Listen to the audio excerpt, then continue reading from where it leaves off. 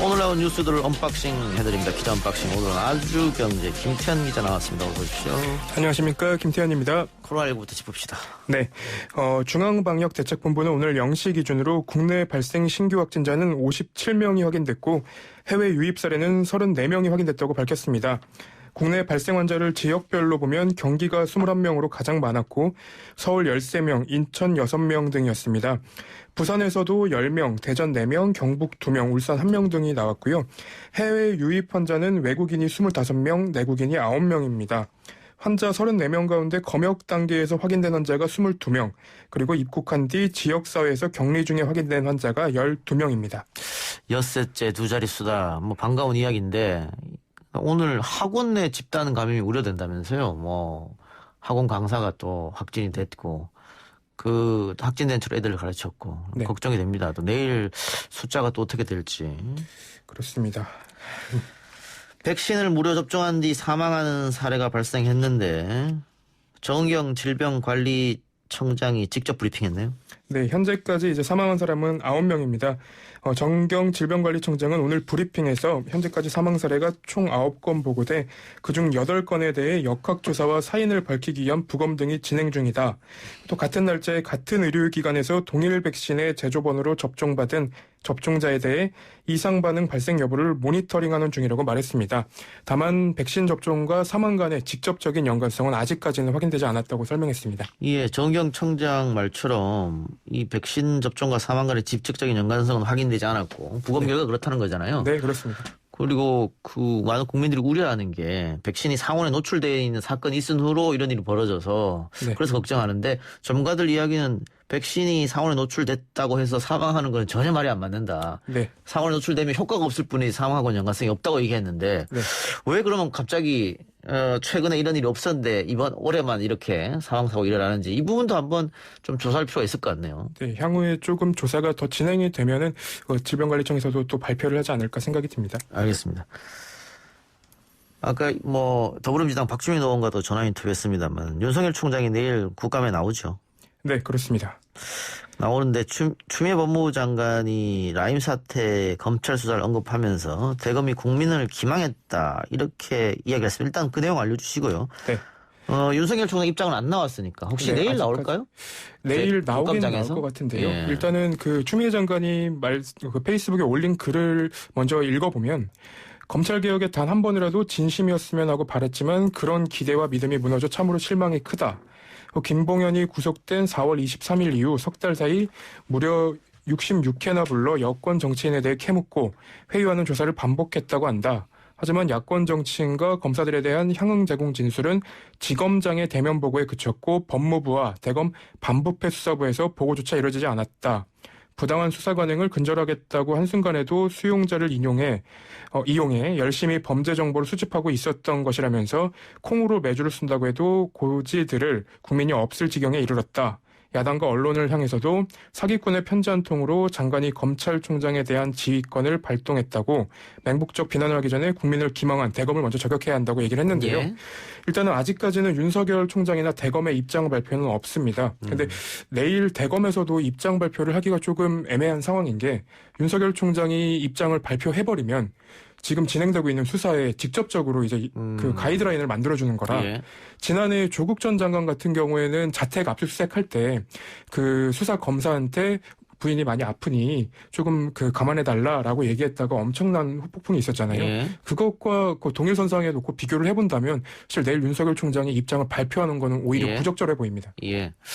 근데 국감장에서 야당 의원이나 여당 의원들이 추미애 장관이 이렇게 얘기했는데 당신 생각은 어떠냐 물어볼 수 있잖아요. 그럼 답을 해야 되는 거고. 그러니까 수사가 진행 중인 상황이기 때문에 제가 언급하는 건 부적절한 것 같습니다. 이 정도로 그치지 않을까. 예. 네. 알겠습니다. 아주경제가 단독 보도한 게 있네요. 술접대 검사 3명이 사실상 윤석열 라인이었다. 네. 그러니까 일단은 특정된 3인은 각각 이제 A 부장검사, B 부부장검사, C 부부장검사입니다. 일단 아직 수사 중이기 때문에 실명을 거론하지 않고 이제 A, B, C로 지칭을 하는데요. 자, 그러면 네. 이 3명의 검사, 현직 검사하고 네. 특수통에 있다가 나간 변호사 네. 하고 김봉현 회장하고 이렇게 5명이 술 마셨다는 겁니까?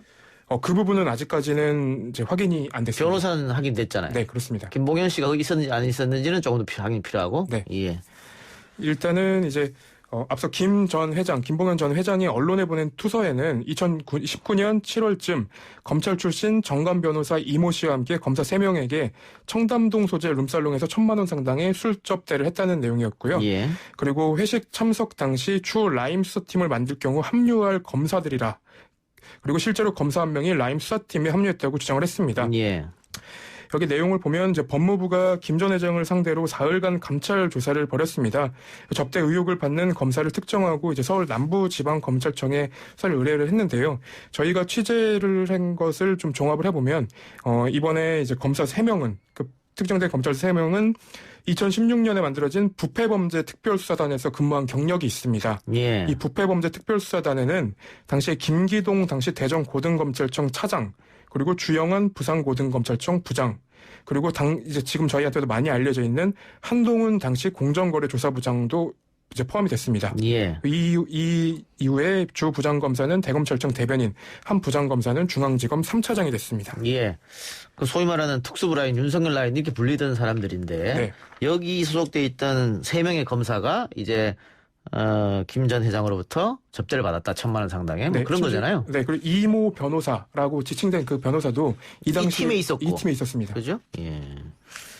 알겠습니다. 이게 이제 어느 정도는 법무부에서 확인을 했다고 하니까 네. 이분에 대해서는 수사가 그렇게 어렵진 않아 보입니다, 사실은. 네, 그렇습니다. 접대를 받았느냐 안 받았느냐는 것은 글쎄요. 뭐 지금 만일 뭐 사실이라고 밝혀지면 뇌물죄는 안 되더라고 하더라도 청탁, 부정청탁 금지법은 확실해 보이고요.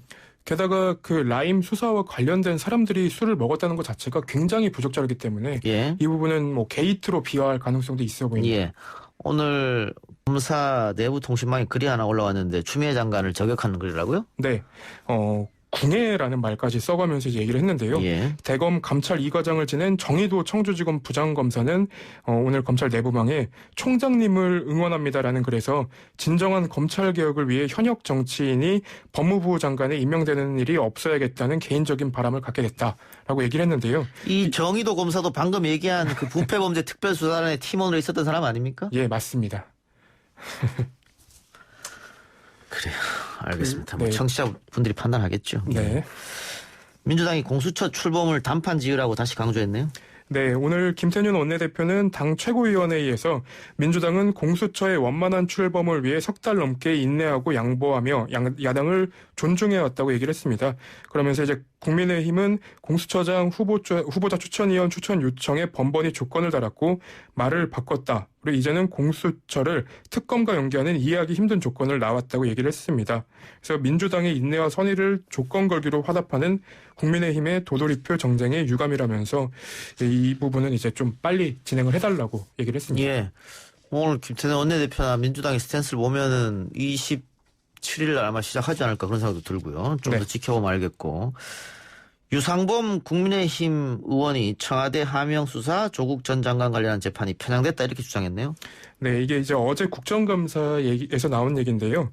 이 부분을 보면은 뭐 조국 일가 입시 비리 사건, 울산시장 선거 개입 사건, 뭐 조국 전 장관이 유재수 전 경제부시장을 감찰 무마한 사건이 모두 형사 21부에 배당이 돼 있는데 이 재판장이 우리법연구회라는 이제 주장을 한 겁니다. 예. 유 의원이. 근데 이제 저희가 이 부분은 굉장히 그 재판에 매번 참여를 하면서 취재를 하고 있는데 예. 사실과는 조금 거리가 먼 얘기입니다. 예. 그러니까 이게 우리법연구회라는 것과 재판이 미뤄지는 것이 좀 관계가 없다는 얘기인데요. 예. 재판부가 그 재판을 계속 연기하고 있는 게 아니라 검찰이 사건의 진행을 굉장히 지연시키고 있었습니다. 뭐 예. 열람 등사도 잘 안 해주고 있었고요. 그리고 추가로 하명 수사의 경우에는 공범에 대한 보강 수사를 해야 된다면서 재판을 미뤄달라고 얘기도 했었습니다. 그래서 뭐 이 부분에 대해서는 굉장히 색깔론으로 혹은 어떤 우리법 연구회라는 프레임으로 말씀을 하시려고 했던 것 같은데 그 부분은 조금 부적절해 보여서 제가 오늘 갖고 나온 겁니다.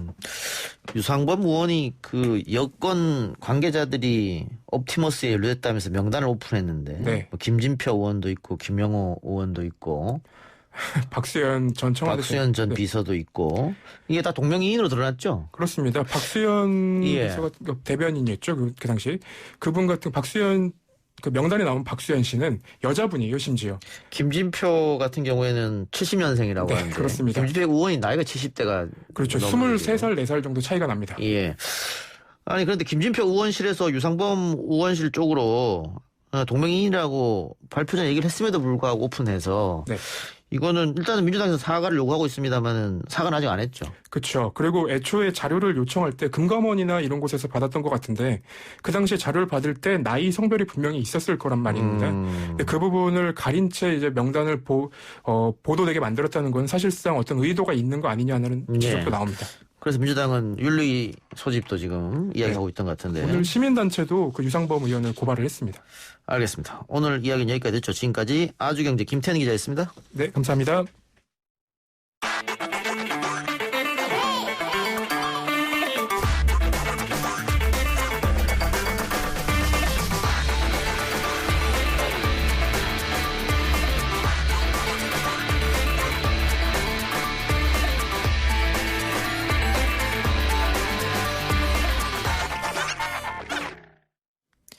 국회 한노위 소속 여야 의원들이 서울 서초구 CJ 대한통운 택배 분류 작업장을 찾았습니다. 최근 택배 노동자들의 이단 과로사 추정 사망 사고에 대한 원인 규명과 대책 마련을 위한 건데요. 그 자리에 함께했던 박승환 택배연대노조 강남 지회장 연결해서 자세한 이야기 들어보겠습니다. 지회장님. 예, 안녕하세요. 예, 회장님도 택배 일 하실 텐데 얼마나 되셨습니까? 저는 택배는 총 한 5년 됐고요. 예. 지금 강남 논현동에서 한 3년 정도 지금 배송을 하고 있습니다. 논현동이면 물량이 좀 많지 않습니까? 예, 아무래도 서울 시내에서도 도심지다 보니까는 예. 다른 지역에 비해서 좀 많은 편입니다. 하루에 평균 몇 개 정도 배달하십니까? 제가 요새 지금 하루에 평균 한 300개 정도 하고 있습니다. 300개 배달하시면 퇴근하면 몇 시세요? 보통 저는 이제 배송만 하면은 한 6시, 7시 정도에 끝나고요. 분류도 같이 하시잖아요, 근데.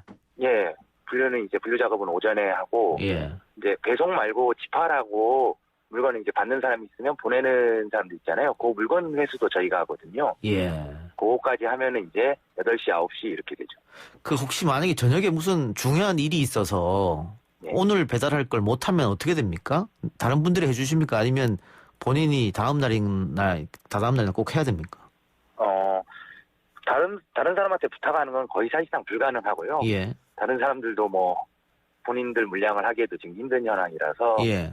대부분 다는 이제 저녁에 무슨 일이 있어도 그 일을 포기하는 경우가 다반사고요. 아하. 안 되면은 이제 배송을 못하고 다음 날로 미루는데요. 이 회사에서 당일 배송률을 체크를 해요. 아. 그래서 이제 그런 CS 점수라고 하는데 그런 점수가 깎이게 돼요. 일단은. 예.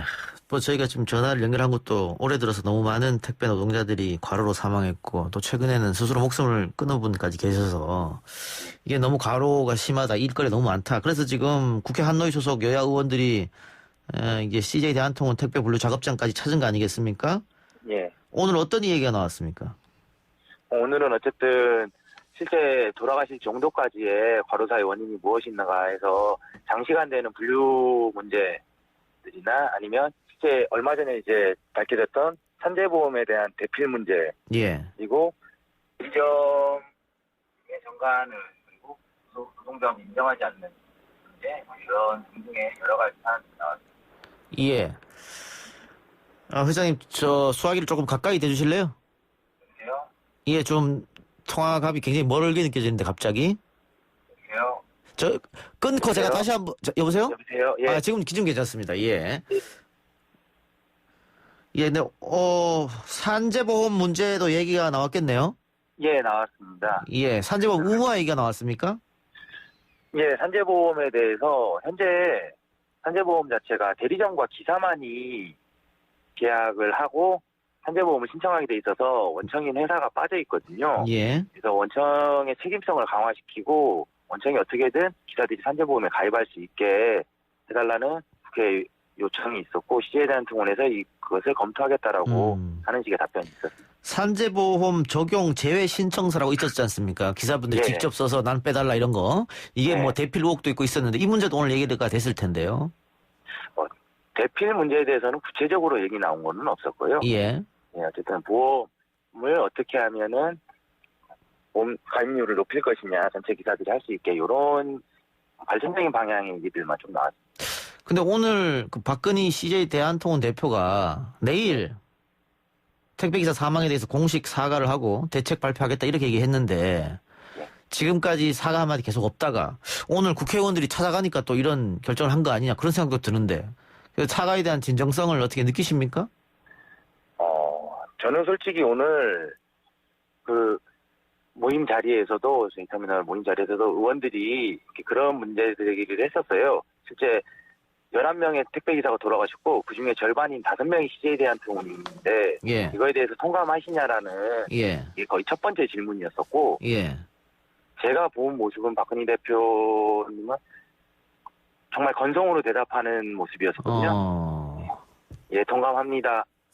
다였습니다. 그러면 내일 어쨌든 사과하고 대책 발표한다는데 그 대책 발표에 어떤 게 들어갔으면 하는 생각이세요? 저희는 어쨌든 장시간 노동이 가장 크게 원인이 되고 있고 예. 그 가장 큰 부분이 분류작업 문제거든요. 예. 예, 그래서 이 문제들을 어떻게 하면 회사들이 정말 실질적인 조치들이 나올지 그냥 거칠의식으로 아니면 보여주기식으로만 하는 문제가 아니라 해결하겠다가 아니라 실제 현장에서의 어려움들을 알고 그에 맞게 좀 조치를 하는 방향으로 나와야 되지 않을까 싶습니다. 지금 택배 회사들이 코로나19 여파로 비대면 사회 이런 것들 때문에 상당한 수익을 올리고 있다고 하는데 그러면 지금 노동자들이 요구하는 것은 분류 작업만 하는 다른 인원들을 좀 확충해달라 이런 요구입니까? 예, 맞습니다.